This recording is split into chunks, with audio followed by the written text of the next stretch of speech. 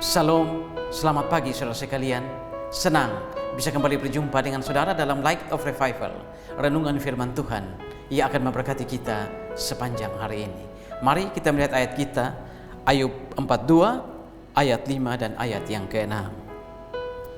Hanya dari kata orang saja aku mendengar tentang engkau, tetapi sekarang mataku sendiri memandang engkau.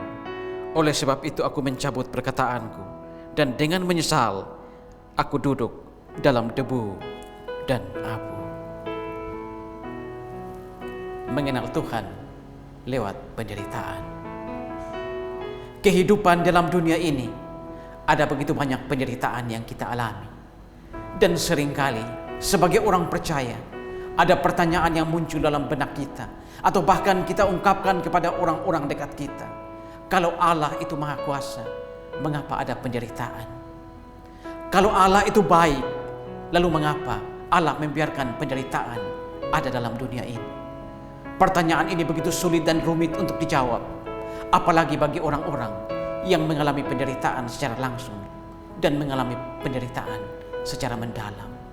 Sulit untuk diungkapkan dengan kata-kata. Pagi ini kita bisa belajar dari Ayub. Ayub, dia begitu banyak mengalami penderitaan setelah Tuhan mengizinkan iblis untuk mencobai dia. Keluarganya habis, anak-anaknya habis, harta bendanya habis. Bahkan Ayub pun mengalami penderitaan yang begitu hebat. Bahkan dirinya sendiri mengalami penyakit yang begitu hebat. Ayub kemudian sampai mengatakan kepada Tuhan bahwa Tuhan tidak adil. Tetapi saudara, setelah Tuhan berbicara kepada Ayub, Ayub kemudian menyadari bahwa sebenarnya dia salah menilai Tuhan. Penderitaan-penderitaan yang dia alami itu sebenarnya ada maksud Tuhan di balik semua itu.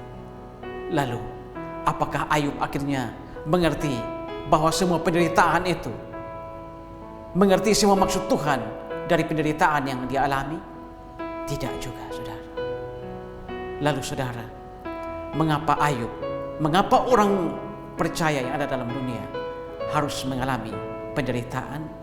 Yang pertama, supaya kita sadar bahwa Allah itu berdaulat. Ayub sendiri mengatakan ketika dia sudah sadar akan kata-katanya yang salah di masa lalu, bahwa Allah tidak hadir, dia akhirnya tahu bahwa Allah itu berdaulat. Itu ditegaskan Ayub dengan kata-kata, aku tahu bahwa tidak ada rencanamu yang gagal.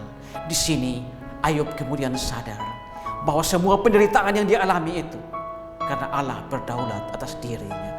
Allah bukan berdaulat atas diri Ayub saja, tapi berdaulat atas segala sesuatu yang dipunyai oleh Ayub. Allah juga atas kekayaan Ayub, Allah juga berdaulat atas sejarah dalam hidup Ayub, bahkan dalam sejarah hidup kita sebagai orang percaya. Mengapa orang percaya dan juga Ayub harus mengalami penderitaan? Supaya kita bisa mengenal Allah, bukan dari kata orang, tapi mengenal Allah lewat diri kita sendiri dengan mata kita sendiri. Saudara-saudara, Ayub pada saat itu hidup pada zaman yang retributif. Artinya, ketika orang saleh, ketika orang hidup menurut kehendak Tuhan, maka ia akan mengalami hidup yang enak dan berada dalam keadaan yang makmur dan kaya. Dan orang yang melawan kehendak Tuhan, orang yang hidup fasik, akan ada dalam penderitaan dan kesukaran. Tetapi saudara, bagaimana kalau pada akhirnya Ayub mengalaminya? Bagaimana kalau pada akhirnya orang percaya mengalaminya? Ayub hidup baik, Ayub hidup saleh, tapi Ayub akhirnya mengalami begitu banyak penderitaan. Di sini Ayub mengalami kebalikannya. Dan dengan penderitaan ini, Ayub akhirnya mengerti bahwa sebenarnya semua itu dimaksudkan oleh Tuhan agar Ayub bisa mengenal Tuhan, bukan dari kata orang, tapi dia mengenal Tuhan lewat pandangan matanya sendiri. Saudara-saudara, ada begitu banyak penderitaan dalam hidup kita, bukan? Ada begitu banyak malapetaka dan masalah yang menimpa kita dalam hidup kita, bukan? Jangan mengeluh, jangan pernah menyalahkan Tuhan. Sadarilah bahwa dari semua penderitaan yang kita alami itu, ada rencana Tuhan di balik semua itu. Dan rencana Tuhan itu ada rencana jangka pendek dan rencana jangka panjang.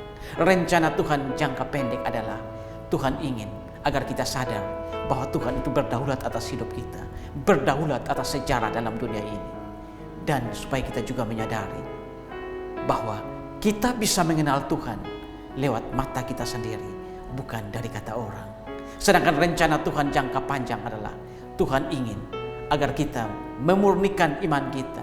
Tuhan ingin memurnikan iman kita agar iman kita seperti emas yang dibakar dalam api. Saudara, setelah kita menyadari semua ini, kita harus seperti Ayub. Kita harus menyesali semua itu dan berkata seperti Ayub.